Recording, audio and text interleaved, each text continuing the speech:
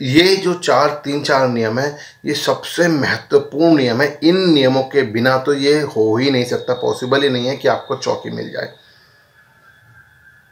मतलब ही नहीं है कि आप चौकी लगा सकते हैं, आप गद्दी लगा सकते हैं, आप सवारी प्राप्त कर सकते हैं। ये 4-5 नियम तो आपको करने ही करने हैं। इसके अलावा ढेरों नियम आप अपने हिसाब से बांध सकते हैं, किंतु ये 4-5 नियम बेसिक नियम है, मूलभूत नियम है, ये आपको पूरे करने ही पड़ेंगे। देखिए, बहुत सारे फ़ोन आते हैं, बहुत सारे मैसेज आते हैं, कहते हैं कि गुरुजी हमें चौकी लगानी है, हमें जो है साधना करनी है। पहली बात तो ये समझनी होगी आप सभी लोगों को कि भाई चौकी मिलती किसको है। ऐसी हर कोई साधना लगा के चौकी लगा सकता है, या हर कोई साधना करके चौकी कर सकता है, या हर दूसरा व्यक्ति या महिला बाबा की चौकी ले सकती है? ये जटिल प्रश्न है जिसका जवाब खोजना ज़रूरी है कि चौकी ऐसे नहीं मिलती है, और आपको क्या क्या करना पड़ेगा चौकी के लिए। अगर आपको चौकी चाहिए, आपको चौकी लगानी है तो आज इस वीडियो में वो सारी बातें बताने वाला हूँ मैं, एक एक करके आपको, कि चौकी के लिए क्या क्या करना है, किसको मिलती है, कैसे मिलती है चौकी, और आप कैसे चौकी लगा सकते हैं। तो जल्दी से इस वीडियो को सब्सक्राइब ज़रूर कर दीजिएगा भाई चैनल को, क्योंकि ज़्यादा से ज़्यादा सब्सक्राइब आप जितना ज़्यादा करेंगे उतना ज़्यादा गुरु महाराज की जो अलख हम जगा रहे हैं, कोशिश कर रहे हैं घर घर तक पहुँचाने की, वो घर घर तक पहुँचेगी। तो चैनल को सब्सक्राइब और शेयर कर दीजिए। और ये बात मैं अब बताने वाला हूँ कि भाई चौकी कैसे लगती है, किसको मिलती है, और उसके नियम क्या ज़रूरी हैं। ठीक है। जय जय गुरु गोरखनाथ।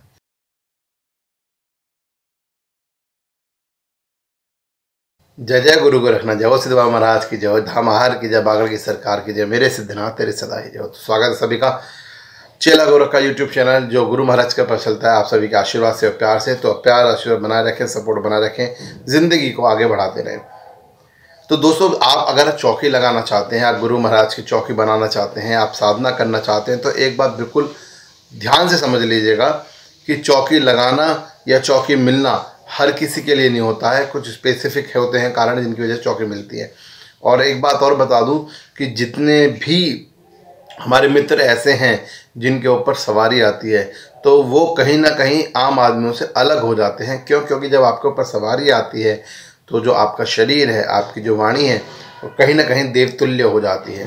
ठीक है। जब भी आपके ऊपर सवारी देवतुल्य हो जाती है, देवता आपके ऊपर है तो उस वक्त देवता होते हैं आप, तो कहीं ना कहीं आप सामान्य मानव से अलग हो जाते हैं। तो जब आप सामान्य मानव से अलग हो जाते हैं, आपके ऊपर सवारी आती है, आप चौकी लगाना चाह रहे हैं, चौकी लगा रहे हैं, तो आपके नियम, आपके कानून, आपकी जो परिभाषा है, वो भी सामान्य मानव से थोड़ी सी अलग हो जाती हैं। और इसी वजह से हर किसी व्यक्ति को चौकी नहीं मिलती है, या हर किसी व्यक्ति की साधना पूरी नहीं होती है।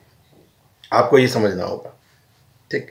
सबसे पहली चीज़ देखिए, चौकी लगाने के लिए 3 चीज़ें बहुत ज़रूरी हैं। एक, आपका खुद से पूरी श्रद्धा भावना के साथ अपने इष्ट के प्रति समर्पित होना।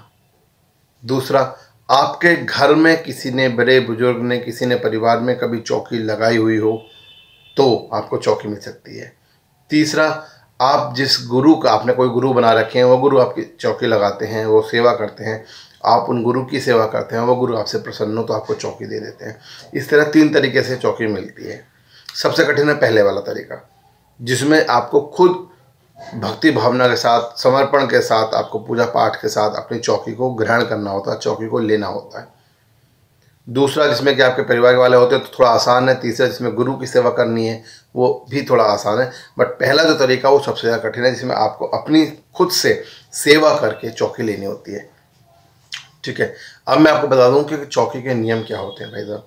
जब आप चौकी लेने के लिए चलते हैं तो जाहिर सी बात है, जब तक आप चौकी के नियम के लिए परहेज कर रहे हैं, आप साधना कर रहे हैं, तब तक सबसे बड़ा जो नियम है वो नियम है सभी सांसारिक सुख सुविधाओं का परित्याग करना। उसको समझना पड़ेगा। सुख सुविधाओं को परित्याग करने का मतलब अब ये नहीं है कि भाई आप बाथरूम में, आप सपोज घर में रहते हैं तो बाथरूम में नहा रहे हैं तो आप जाके पोखर को ढूंढे, तालाब ढूंढे या नहर ढूंढे और उसमें नहाए, ऐसा नहीं कह रहा हूँ मैं।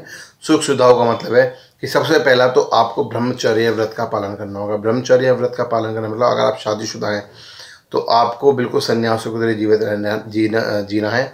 आपको अपनी पत्नी से दूर रहना है। ठीक है। आपको किसी पराई औरत से दूर रहना है, पराए मर्द से दूर रहना है। आपको किसी से भी शारीरिक संबंध स्थापित नहीं करने हैं। ये सबसे ज़्यादा ज़रूरी है। अगर आप शादीशुदा नहीं हैं तो भी आपको इस नियम का पालन करना है और आपको पराई औरत से मर्द से दूर रहना है, किसी से भी शारीरिक संबंध स्थापित नहीं करने हैं। पहला नियम तो ये हो गया। दूसरा मैं आपको बता देता हूँ। दूसरा, आपको सांसारिक सुख सुविधाओं में जैसे कि भाई आपको सात्विक भोजन करना है, आपको मांस मदिरा का सेवन नहीं करना है, आपको सात्विक भोजन करना है। सात्विक भोजन में भी आपको मक्खन घी बटर इन सब चीज़ों से दूर रहना है। सादी सिंपल सूखी रोटियां खानी है, सूखे चावल खाने हैं, जो भी खाना है मतलब उस तरीके से आपको अन्न, चाहे तो आप फल फूल आहार का अन्न कर सकते हैं। तो इस चीज़ से आपको ध्यान रखना है। तीसरा, आपको बिस्तर का त्याग करना है। बिस्तर का त्याग मतलब कि आप जैसे सोफ़ों पर गद्दों पर मस्त डेवलप के गद्दों पर सोते हैं तो आपको उनका त्याग करना होगा। आपको फ्लैट सरफेस पे सोना है। आप तख्त पे सो सकते हैं, आप ज़मीन पर सो सकते हैं, आप जो है सनमाइका वाला फोल्डिंग प्लेन फोल्डिंग आप उस पर सो सकते हैं। मतलब आपको गद्दों वद्दों का त्याग करना है। आपको एक तरह से अपने शरीर को कष्ट में रखना है। तब जाके जब आप कम से कम ये जो 3 नियम हैं, ये 3 और एक चौथा होता है आपकी साधना यानी पूजा। आप वो समय से करेंगे। जो भी समय आप बांधते हैं अपना, सुबह का, शाम का, रात का, दोपहर का, तीनों टाइम का, 2 टाइम का, 1 टाइम का, आप अपनी पूजा भक्ति पूरी भावना के साथ उस नियत समय पर रोज प्रतिदिन करेंगे जब तक कि अपनी साधना को सफल नहीं कराते हैं आप, सिद्धि नहीं कराते हैं आप। ठीक है, तो ये जो 3-4 नियम है, ये सबसे महत्वपूर्ण नियम है। इन नियमों के बिना तो ये हो ही नहीं सकता, पॉसिबल ही नहीं है कि आपको चौकी मिल जाए। मतलब ही नहीं है कि आप चौकी लगा सकते हैं, आप गद्दी लगा सकते हैं, आप सवारी प्राप्त कर सकते हैं। ये 4-5 नियम तो आपको करने ही करने हैं। इसके अलावा ढेरों नियम आप अपने हिसाब से बांध सकते हैं, किंतु ये 4-5 नियम बेसिक नियम है, मूलभूत नियम है, ये आपको पूरे करने ही पड़ेंगे। साथ ही दोस्तों, मैं आपसे फिर से प्रार्थना करता हूं कि भाई भविष्य फाउंडेशन की जो मुहिम हमने चला रखी है समाज सेवा की, उसमें ज़्यादा से ज़्यादा दोस्त मेरे जुड़िए। आप सभी लोगों से प्रार्थना है, आप सभी का सहयोग मुझे चाहिए। उसके लिए गुरु गोरखनाथ के नाम से मैं आपसे कहता हूँ, बाबा के नाम से आपसे कहता हूँ कि बाबा की सेवा करें तो सब कुछ समाज के लिए भी आप कीजिए। वैसे भी आप चौकी लगाने की बात करते हैं, काम की बात करते हैं, तो आप कर सकते हैं। आप अपने गाँव बस्ती में हमसे जुड़कर, संस्था के साथ जुड़कर काम कर सकते हैं, या आप हमारे साथ अपना सहयोग कर सकते हैं। आप डोनेशन के थ्रू, आप दान देने के थ्रू सहयोग कर सकते हैं। तो दान देने के लिए आप इस स्क्रीन पर दिए हुए नंबर पर पेटीएम, गूगल पे, फ़ोनपे, सभी के फ़ोन में अवेलेबल है आज की डेट में। पेटीएम ऐप या गूगल पे ऐप या फ़ोनपे, आप आराम से पेमेंट ट्रांसफ़र कर सकते हैं हमारे को। बैंक अकाउंट के जरिए, ये बैंक अकाउंट डिटेल है, इस अकाउंट डिटेल में भी आप ट्रांसफ़र कर सकते हैं अमाउंट को। ठीक है, आप सभी से प्रार्थना है ज़रूर ट्रांसफ़र कीजिएगा। और एक चीज़ मुझे इस वीडियो के अंत में ज़रूर बताइएगा कि किन किन भैयों ने, किन किन सज्जनों ने, किन किन देवियों ने कुछ अमाउंट, कुछ दान दिया है संस्था को, या कौन कौन संस्था के साथ जुड़ना चाहता है।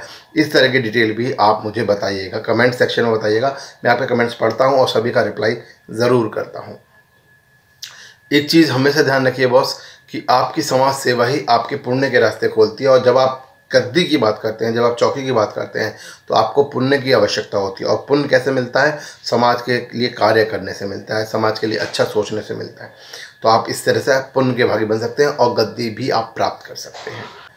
बस आपको करना एक ही चीज़ है कि आपको जो भी आप पूजा पाठ कर रहे हैं, जो भी नियम कर रहे हैं, जो भी कानून आप अपना रहे हैं, वो पूरी श्रद्धा के साथ, पूरी भक्ति के साथ, पूरी भावना के साथ करें। क्योंकि बिना श्रद्धा भक्ति भावना के आप कुछ भी करते हैं उसका कोई मोल नहीं है, कोई औचित्य नहीं है। एक चीज़ और मैं आपको बता दूं, आप अपने इष्ट के प्रति श्रद्धा रखिए, समर्पण रखिए, तो आपको सब कुछ मिलेगा। आप इच्छा को पहले बोलते हैं, बाद में समर्पण दिखाने की कोशिश करते हैं, तो आपको कुछ नहीं मिलता है। पूरा समर्पण रखिए, तब बाबा से आप बोल सकते हैं कि बाबा मुझे ये चाहिए, या माता रानी मुझे ये चाहिए। समर्पण पूरा रखिए, आपको चौकी अवश्य मिलेगी, आपका भला अवश्य होगा, आपको आपकी मनोकामना पूर्ति अवश्य होगी। तो गुरु गोरखनाथ महाराज की पूजा करते रहिए, उनका आशीर्वाद सभी को बना रहे। जय जय गुरु गोरखनाथ, जय जय ताज, जय जय धाम।